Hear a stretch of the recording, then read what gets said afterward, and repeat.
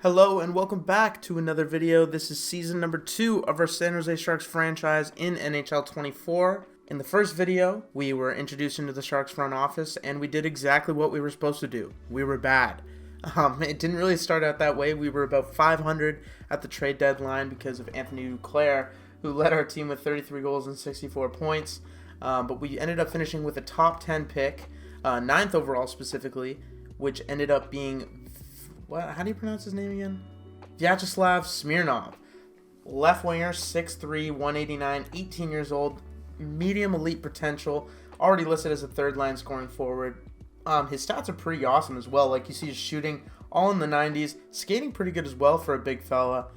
He actually has the wheels superstar ability, so pretty happy with that pick. We also made some big trade acquisitions like Arthur Kaliyev from the Los Angeles Kings, Ridley Gregg from the Ottawa Senators. Yeah, those were the two big ones. We also locked up our goaltender of the future, Kaapo Kähkönen, coming off an incredible season despite our team not being very good at all, and we still have Mackenzie Blackwood as our backup goaltender. Now, in this video, we're going to be obviously simulating through our second season, but there's a few things that I want to get done in free agency and just with some trades, so I will show you guys what we have planned. So one of our weakest assets on this team is the left side defense. I actually saw we only have one defenseman who's actually classified as a lefty, which is why I'm going to go ahead and pursue Gustav Forsling. He's 28 years old, 85 overall, just asking for about $5 million for 6 seasons. I think he's probably one of the best available defensemen on the board. He fits on all of our power play lines as well. So I think we're going to throw him a contract to see what he says. I might sweeten the deal a little bit just because New Jersey, who is a competitive team, he might be more intrigued to go there. So let's do 6 times 6. There you go, dude. That might be an overpay. I'm not sure. I'm sure you guys will let me know in the comments. But let me show you what else we have in store. Alright, so here's a trade I've been trying to work out with the New York Rangers. Just because Philip Zadina is an RFA, and I'm not really thinking anyone's going to go after him. And even if people do, we're not going to get anything in return, really. Had a good season. Like I said, I just don't think it's going to fit as an 80 overall on our team. So I'm trading him over to the New York Rangers in exchange for Braden Schneider and Ryan Lindgren, along with Mikael Granlund, so we can even out the salary a little bit. Along with the 4th round pick. I put the 4th in there because we were a little undervalued in this trade, but I think this will be good. Obviously, if we can get Forsling done, it'll kind of replace the salary, so not too worried about that. Let's see if this goes through. Trade rejected. Okay, they're not too thrilled to part ways. They are interested in giving up Ryan Lindgren, though, so maybe Schneider's just the piece that they're not really interested in moving on from. I can maybe change this pick to a 3rd. Let's see if they're like this. We can't afford to sign the RFA player that you are sending our way. Perhaps if you free up more cap space on our end, we can make this work. Okay. So let me see if I can work some magic here. Alright, so I ended up retaining about 40% of Mikael Granlund's salary, just under $2 million. It's only for one more season, so it's going to be off the books anyway. And I just remember that Zadina wanted around $2 million to be extended. So let's see if this works. Okay. let's keep trying. Now we did 50%, 2.5 retained. Let's see if this works. Trade accepted. Alright, so we got Ryan Lindgren, who's an RFA we're going to have to sign, and Braden Schneider. So our defense is looking a little bit better already. Alright, so now of course we have to extend Ryan Lindgren. Or sign him, I guess. He wants a 4 at 4.5. I like that a lot. Let's give him what he wants, I guess. I don't know. Braden Schneider's going to be a good 3rd pairing defenseman probably for us to start, but he's a young player. He might be able to improve even this season and jump up into the top 4. Who knows? He's got that lefty-righty eligibility, so he can be pretty flexible within our lineup. So let's sim ahead a little bit to the next season, and hopefully we'll get an update on what's going on with Forsling. So Lindgren is going to accept the contract. That is good to hear, just like we expected he would. Gave him what he wanted. And Forsling's going to sign as well. So our defense has been boosted very nicely heading into the 24-25 season. Oh, and here's our AHL goaltender, Eetu Mäkiniemi. He's going to accept his RFA contract that we offered him in the last video. So that's good to hear, I guess. Alright, so it's time to take a look at our lineup to start the 24-25 season. And it looks pretty similar, except for Smirnov on the top 6 unit on the left side. So we got Duclair, Hurdle, and Kaliev with a +3. I think those three are going to stick together throughout the entire season, hopefully. Barabanov, Eklund, and Smirnov. So I put Eklund in there over Couture. Couture's at 35 years old. I doubt that we're going to trade him. 3 years, $8 million left. It'd be nice to get him off the table, and maybe he could go to a contender. I just don't know what the value is that we're going to get in return. I guess the value is going to be getting that cap hit off the books. So we'll have to keep that in mind throughout the season. Ridley Gregg and Kevin LeBanc on his wing, with Fabian Zetterlund, who jumped up to an 82 overall, is going to be on our fourth line with Luke Cunnin and Giovanni Smith. I don't see why I wouldn't put Nico Sturm in there. I'm pretty sure we're paying him like $2 million. So there we go. Sturm on the fourth line now. For our defense, I very much misvalued Braden Schneider's role in our lineup. He's going to be our top right defenseman with Gustav Forsling, Mario Ferraro, and Jan Ruda on the second pairing, with Stetcher and Lindgren on the third pairing. I think Lindgren could be in our top 4, but it's just because of chemistry. I think that this is the best case scenario. And yeah, our goaltenders obviously are going to be Capo Kakinen and Mackenzie Blackwood. Now, if we take a look at our power play, we've got a +2 here. Nothing out of the ordinary. On our second unit, however, we got a -1.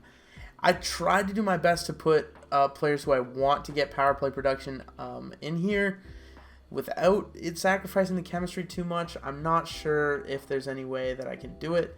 So that's going to be the case for now. Our second unit's not going to be as good as our first, which in most cases is how the NHL ends up going. Looking at our AHL now, we got Adam Raska, Thomas Bordelot, and Tristan Robbins as our top unit. Bordelot at an 80 overall. I don't think he's going to stay the entire year down here. I just want to since we have him on a 1-year deal, I want to make sure that when we're bringing him up, it's a for sure thing that he's going to be staying, rather than having to worry about waivers if I do want to send him back down, or just keep him scratched, which would do nothing for his development at all. Robbins, though, 78 overall, 22 years old, like that. Weisblatt and Martin Kaut, who was our leading scorer after we traded away Ryan Carpenter. Bystedt is our second line center with Jacob Peterson. I actually like this roster a lot, bouncing back from a pretty horrible season last year. Henry Thrun is developing very nicely, 78 overall, 23 years old, as well as Oktiuk. They're going to be both, pretty much everyone here has a chance to make the NHL, I would say, within the next season or two. Now, looking at our goaltenders, Joel Blomqvist, who we acquired, I believe it was from the Pittsburgh Penguins, is up to an 80 overall now. So now Makiniemi is actually the backup goaltender. So we went through all that trouble to sign him, and Blomqvist is right there, going to be our backup goaltender. Now, depending on how he performs, this make Mackenzie Blackwood expendable. I'm not sure, because 2.35. So it's not like it's a big salary for us to be carrying, but it's just something to keep in mind as the season moves forward. So let's get into the simulation now. All right, here we are at January 4th, 2025, and the San Jose Sharks are bad. They started out pretty well, actually, but it seemed to just fall off the rails pretty quickly, and we are last in the Pacific Division. Not nearly the worst team, as the Blues have just 9 wins in 39 games played, and the Red Wings have 12. But we're not that great either. Thomas Hurdle, though, is very good. He has 43 points in 36 games. Now, I think he has like a pretty unsustainably high shooting percentage. It's like 17% or something. Yeah. This guy is incredible for us, and I think he's going to be the centerpiece for quite a while. We have him for 6 more years. So I don't mind him on our roster for sure. And Anthony Duclair proving that it wasn't just a one-hit wonder season. He's got 36 points in 36 games. Both these guys on pace for incredible seasons. Arthur Kaliev as well. So individually, it seems like a pretty big success for us. It's just not putting wins together. It seems to be our problem. And one thing to do with that is our goaltending. Kaapo Kähkönen not having the season he did last year. I don't know if it's anything to do with our defensive core, maybe. Troy Stecher is a liability out there right now. I know in the last video I said that he wasn't that bad. I think he's pretty bad. Braden Schneider, of course, he's a younger defenseman. I'm not too worried about his numbers being that bad. Mario Ferraro, though, I expect a little bit more out of him. Not really great production at all from any of our defensemen, so we might need to rework them a bit in the offseason, looking ahead, but I don't want to look ahead too far. Let's take a look at our AHL team. So in the AHL, we are doing much better than last season. We are 18-6-4, and are we first in our division? We are, 40 points. We're actually pretty close to being top of the whole league. Jacob Peterson is leading the team with 28 points in 28 games. I was thinking about bringing up Thomas Bordelot, but I would like to see him produce a little bit better, and honestly, I want to see him go ahead and try and win a Calder Trophy. Not a Calder Trophy, Calder Cup, I believe it is, in the AHL. Try and win an AHL championship. I don't want to bring him into a bad situation. Same goes for a lot of the other younger players on this team. Goaltending-wise, I believe I already spoke about it, but Joel Blomqvist having an incredible season. Both of our goalies are. 921 save percentage with a 14-6-2 record. Where we're looking at the NHL now, and Mackenzie Blackwood is not having a good season, so he could potentially be someone we try and move at the deadline. Although, once again, I might just want to run through the season with this team because I want to make sure these guys in the AHL stick together and try and win a trophy there. So that pretty much wraps things up. Let's simulate to the trade deadline. Alright, here we are just one day before the trade deadline, and there are a couple things I want to go through before we get into it. As you can see, Thomas Hertl's production has dropped off a little bit. Still great stuff, over a point per game. I won't bother going through everyone. Just a couple of highlights. I saw that Arthur Kaliev is having a breakout season. 21 goals, 30 assists for 51 points. He's got a +3 on that top unit. William Eklund is up to an 86 overall now with a 52 points in 64 games. Everyone's plus-minus is awful. Headlined by, I believe that's Logan Couture. Yeah, he's the worst. That's unfortunate for the veteran Shark player. Oh, yes, I wanted to talk about the whole league scoring because this is insane. Tage Thompson is leading the league in scoring with 85 points in 61 games. You see Kucherov there, Eichel, Carlson, but who's missing? Where is Connor McDavid and Leon Draisaitl? I had to scroll past the first 15 names, which is absurd. McDavid's still with a great season. Just by his standards, it seems that it's I don't know, something's going on in Edmonton. I don't know. I'm not even seeing Draisaitl anywhere here. This is insane. Matthews is down quite a bit as well. There's Draisaitl, 68 points in 64 games played. Patrick Kane has the same amount of points as Leon Draisaitl, and Kane is 36 years old on the Bruins. That's insane. Okay, let's look at our extensions that we can do. So we're lucky enough that a lot of the guys want to stay here. You can see under the wants extension, there's a ton of yeses because we want to re-sign or extend a lot of these guys rather. So Ridley Gregg having a pretty great season, 10 goals, 17 assists for his first full season in the NHL. He's definitely going to get an extension, and I would like to sign you, my friend, for 3 years at 2.25. Let's see if you can push your value up even more by the time you're like 25, 26 years old and still expiring as an RFA. Fabian Zetterlund has been a nice surprise. He seems replaceable to me out of most of the forwards on our lineup, so I'm going to hold off on him for now. Jan Ruda, I do not see us bringing back any more veteran defensemen with the pipeline we have in the AHL. And that's kind of the case for Nico Sturm and Jamel Smith as well. These two guys have been good for us. I just don't see why I wouldn't feel more comfortable bringing up someone like Bordelot, Robbins, or even Martin Kaut next season to round out our bottom six. So that's what we're going to do. We're going to go and sign Robbins right here. Let's extend this guy for... He hasn't played anything in the NHL yet, so it's kind of a little... I mean, it's $775. I'm not going to complain. I'll sign him for the full 3 seasons. Aussie Weisblatt as well. We want to get done. I'm pretty sure he's having a decent year. 15 goals, 21 assists. So it seems like it's a great individual year for most of our players, but just the AHL team is the only one that has found a way to put wins together. So I'll sign both these guys to 3 years. Daniil Gushin, I'm not familiar with this guy.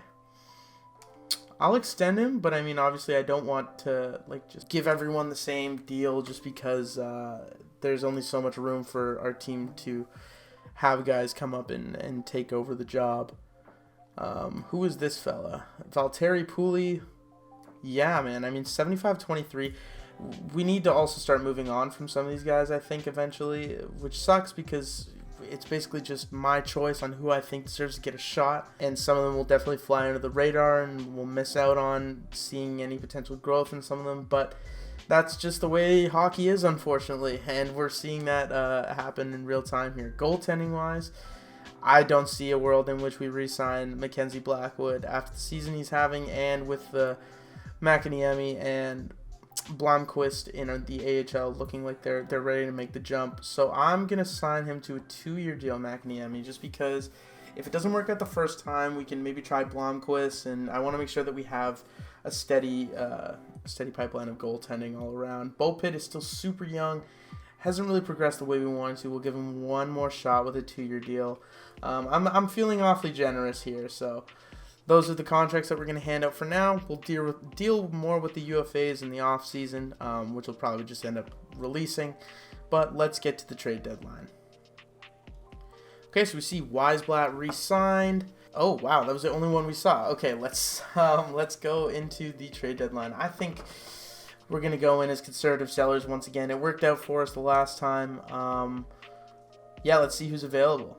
So the top available player is Sam Reinhart, who's having a decent season. That's why I was kind of worried about potentially signing him in free agency this past summer, is because he had a career high like 80-point season, and I just wasn't sure if it was going to be sustainable, especially at 29. There's no one once again really jumping out at me. Konechny, I really like Konechny because of his contract, but I mean he's just got 1 year left, and that right wing side seems to be pretty solid for us right now. I guess I could potentially move Barabanov to improve our top 6 right wing spot, but I'll look around and see what I can find. Alright guys, so I think I'm going to work out a trade here with one of our new favorite trade partners, the Pittsburgh Penguins, and we're going to try and get Braden Joerger, who they're actually interested in getting rid of. Not really sure why. He was their 14th overall pick in 2023, a center, 20 years old. I guess they're just not really willing to give this kid a shot. They might just be in win now mode. I'm not sure how long this window is here. Do they still have Sidney Crosby playing for them? Yep, they do. He's 37, 94 overall, still crazy. 89 at 38 for Malkin as well. So they might just be like trying to get it all done here, and I guess they have to get rid of Joerger to do that. They're going to get some scoring depth, I guess, in Fabian Zetterlund and Jan Ruda. This was a fine trade, so they clearly want it, and they're going to accept it. And I'm willing to do this because these were two guys that we had spoken about in the contracting sessions about not wanting to keep. So this will give us some time to potentially bring up some younger players towards the end of the year as well. So let's pull the trigger on this. Welcome, Braden Joerger. Alright, I don't know guys, if I'm being honest, it doesn't really seem like there's many guys out here that I'm super interested in going after, especially for the price that we're being offered here. So, like, I could go after Konechny. The thing is, like, he's a great player. I might want to actually do this. Barabanov, how much longer do we have him for? 3 more seasons at 5.7. So Konechny's going to want to raise, and they're producing similarly. Obviously, Konechny's better, and he has way more ice time than Barabanov does. I don't know, and I'm surprised they want to get rid of him, considering they're going for a playoff spot. I don't know, there's just a couple red flags for me on this, guys. I might just hold off for the rest of the deadline. Unfortunately, I know it's a pretty uneventful one, but we'll have to wait to the draft to see if anything else transpires for us in the trade market. Alright, so I just started simulating, and we see that Ridley Gregg signed. I'm sure all these extensions are going to come through. Yeah, Tristan Robbins, E2 Makaniemi, Daniil Gushin, Mason Beaupit, Valtteri Puli. So we got all these boys signed. Let's continue simulating. Let's hope for a high draft pick here. All right, so that went about as well as it could have here. I think we finished dead last. Yeah, we did. So we will have the best odds heading into the draft lottery. Let's just take a look at some of the stats. Hurdles, 76 points, 82 games. Actually, before we even do that, let's check out our AHL team because these guys were actually doing very well. So Thomas Bordeleau led the way with 66 points in 68 games played. He's definitely going to make the NHL next season, and this is exactly the type of year that we wanted out of him. Wow. Okay, so we got Jacob Peterson seemingly coming out of nowhere as well, with a huge breakout year for him. Philip Bystead, this is exactly what we wanted. And I feel like next year it'll be the case with Bystead where he'll be our #1 center. Bordeleau will come up. We will get Weisblatt or Robbins involved in the NHL level. The prospects are looking good. And we got Braden Joerger now from Pittsburgh who we can put into our probably top 6, top 9 for the AHL. So the pipeline for prospects is looking very nice for us. Let's check out the goaltending real quick. Obviously, Blomqvist still doing his thing. Love to see that. 33 wins, 15 losses. Just a stud for us back there. McAniemi not really wrapping up the season too nicely. So let's see if we can simulate through these AHL playoffs to see how we do. Alright, so the AHL regular season is complete. And we're going to be taking on the Henderson Silver Knights, Vegas's affiliate teams. So yeah, let's simulate through these first 3 games and see how we do. And we're gonna be down 2-1 in this series. Okay, not good, not good. Let's see. We'll do a little sim action here since there's nothing interesting going on at the NHL level for us. After the first period, Henry Thrun gets us on the board. Love to see that. And we break out. It's Jacob Peterson and Daniel Gushin. 3-0. 4-0 final. Love to see it. Series tied. Let's move on to the next game now. I forget that these AHL series are best of 5. I think every round until the final round. I could be wrong. Anyways, after the first period, D'Amato gets one past Blomqvist, but San Jose comes right back. Peterson, Burrows, and Gushin. Gushin and Peterson having a great series so far. I haven't seen anything really from Bordeleau, at least from scoring. I'm not sure if he's racking up assists or whatever, rather. Daniel Chayka tries to get Henderson back in it, but they can't, and we will take the first round of the AHL playoffs. So Peterson is leading the way with 5 points in 5 games played. Love that. He's actually becoming a quick candidate to make the NHL for us next year as well. So we're going to be taking on Abbotsford, which is the Vancouver affiliate. So I guess we should just simulate through the first 2 games because it's only a 5-game series. So we're 1-1. Okay, let's go through this next game. And we're 2-1. Love to see that. Next game. All right. Won that through. Didn't need to simulate anything. Lovely. Rockford Ice Hogs, the Blackhawks affiliate. Now, I don't know what their prospect pool is like, but I would imagine it'd be pretty good because they're not doing very well. This is the Western Conference Finals, so I guess it is a 7-game series once you get to the Conference Finals. We're up 3-1. Love to see that. Let's see if we can close this series out, and we do. And we are in the Calder Cup Playoff Finals. Whoa. This is insane. Not quite the NHL or Stanley Cup Finals, but we'll definitely take it at this stage in the series. So let's go through the first 3 games, and we're down 2-1 in this series. I didn't even take a look at who's leading in scoring. I would assume it's still Peterson. 17 points in 17 games played. I want to check out how Bordeleau's doing. Not really heard anything from him in a little bit, so let's just check this out. Okay, he's right behind him, 15 points, so he's doing his thing. Just 4 goals. Blomqvist is doing unbelievably well, 932 save percentage, under 2 goals against per game. But we're down 2-1, so we need to try and crawl back into this series against the Charlotte Checkers, which I believe is Carolina. Forgive me if I'm wrong in that. Okay, next game, we tie the series in overtime, a 5-4 win. Then we take the series lead with the chance to win the Calder Trophy, or the Calder Cup.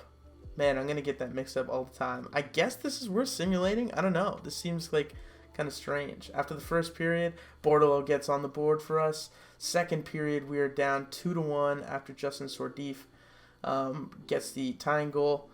5-on-4 power play in the third, can't convert. We are outshooting them pretty heavily here, 32-21. Clock slowly winding down. Let's speed that up a little bit. Nice. We still got to do some contracts, so I want to kind of fast forward through this, unfortunately.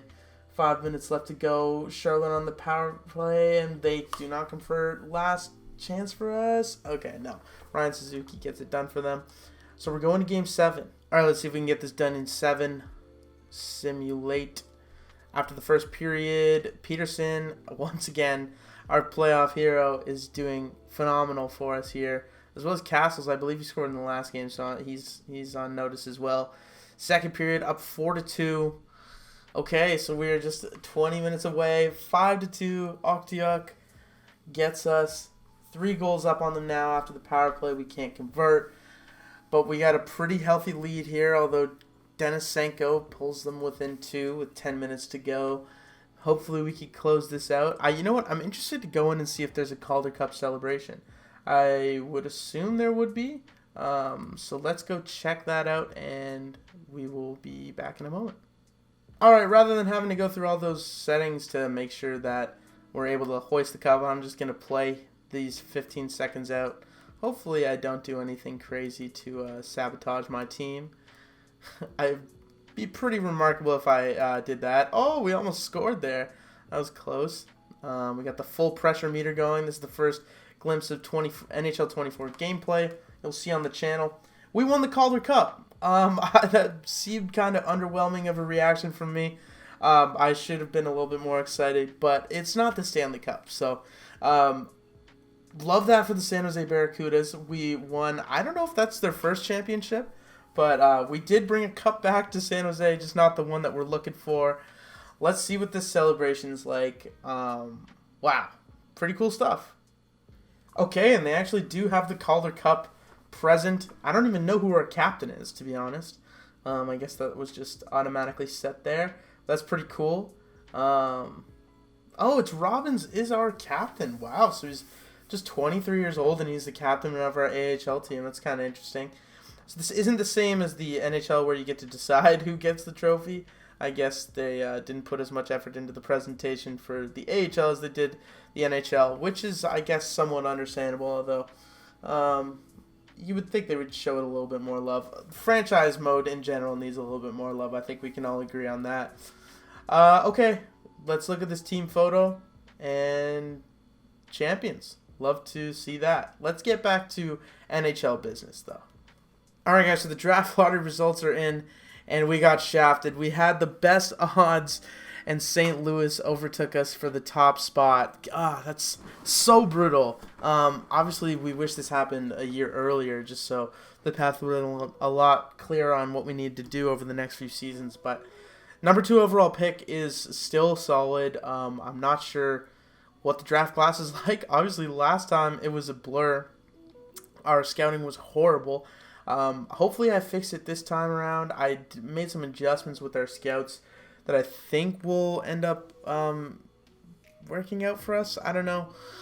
Yeah. All right. Let's head into the draft. Wow. Okay. So looking at the draft class now, there is still a lot of unknowns, which isn't good.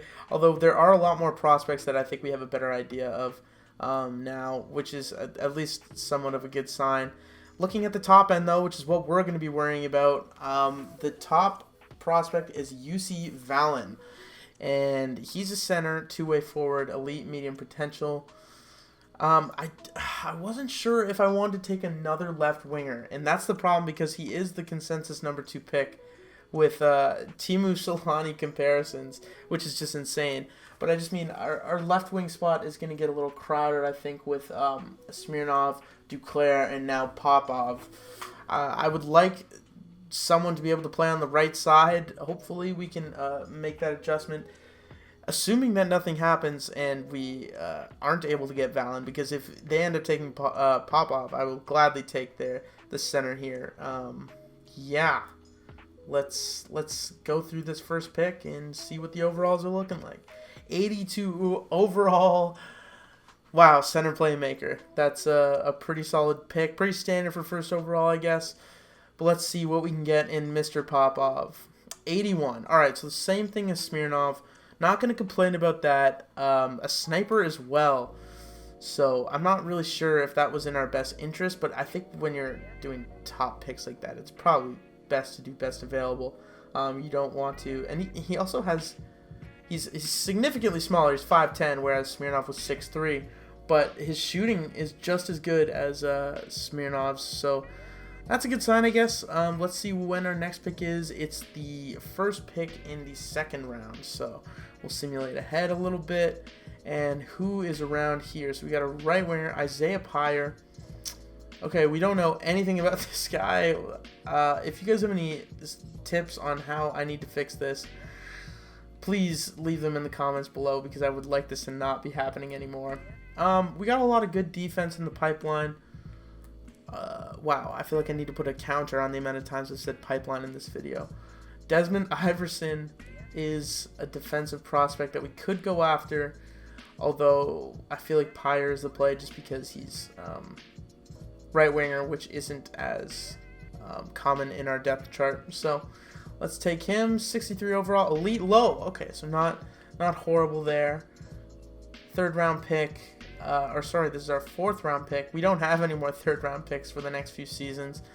I'm just going to take a shot maybe on this goalie here. Let's see. And we get, okay, elite medium goaltender. So our goaltending situation is looking pretty nice, I will say, compared to what it was when we started this. So I'm just going to simulate the rest of the draft, and we'll get to our contracts. All right, and now we are looking at our contracts, which, of course, we got a lot of it done during the season, so there's not too much business to handle. Obviously, number one on our list is getting our pick signed, Mr. Popov. He's also, one thing I wanted to point out as well, Smirnov had just one superstar ability. Popov has two, and they're both related to his shooting, so that's pretty awesome to see as a sniper there, already having two superstar abilities at just 18 years old. Looking at our UFAs, Nathan Todd, not really interested in keeping him. All these older fellas, I'm going to let them fly free. Maybe we'll keep Giovanni Smith, just because I think he could do well in the AHL for us now. He's been playing in the NHL, hasn't really been able to find a role, but I would like to see more of him in the AHL, trying to help develop our younger prospects. Russell, 66 overall at 24 years old. I don't really need to hear anything more than that. And Nico Sturm, we will see you as well. Our goaltenders, I'm going to let Blackwood just walk. I tried to get any value out of him, and it was just a 7th round pick. It's indifferent. I guess it's better to just make the trade rather than not, but we're just going to let him go ahead and leave, paving the way for Blomqvist to take over that backup spot. Coming off of a Calder Cup winning season, he's primed and ready to go. McAniemi and Bopit will be our goaltenders in the AHL. And we got Ulrich in the background, just kind of developing on his own over in, which league is this? I don't even know. Some European league. Cool. I might sign as well our pick from last season, Kabanov. He's coming off a pretty solid season in the KHL. 8 goals, 1 assist as a 17-year-old is pretty solid. I would say it's really difficult to play over there, so maybe we'll fit him into a couple AHL games, although this is a championship-winning roster now. It's difficult to fit in prospects like that. Vasaninen as well, or Vasanen, or Vasanen? I don't know. We're going to figure it out eventually. We will send him in. Zugin, he was with Saginaw. Oh, okay. I was thinking that was an AHL team for some reason, Saginaw. He's near point per game, so he might have an opportunity at the AHL level. I'll send him in. Worst case scenario is just a scratch. Other than that, those are the only real free agency moves I want to make. So let's just make sure everything is in order. I also re-signed some of our coaches. Okay. Cool. All our coaches are good. Okay. Giovanni Smith is not good. He's not heavier with the team, ended up in the standings. Well, yeah, none of us are, Mr. Smith. So I'll give you a little bit more money, I guess. I'm not really too eager on keeping you, but yeah, there you go. Just $925. We're not going to complain about. We still have $24 million in cap space. So one thing also to look at, William Eklund is going to be up for an extension this season, which is pretty awesome. We definitely want to re-sign him for sure. I am unable to right now, but it'll probably kick in some point during the season. Hurdle is up to an 88. He's up to an 88. Everybody's getting boost despite the fact that our team wasn't good. Kaliev's up to an 85. Couture dropped off a little bit. Greg is up to an 84. So it feels like we're doing the right things. It's just going to be a matter of maybe we need to find a big name free agent to kind of put everything together. So we'll find out in the next video what that might look like. So thank you guys so much for watching, and we will see you next time.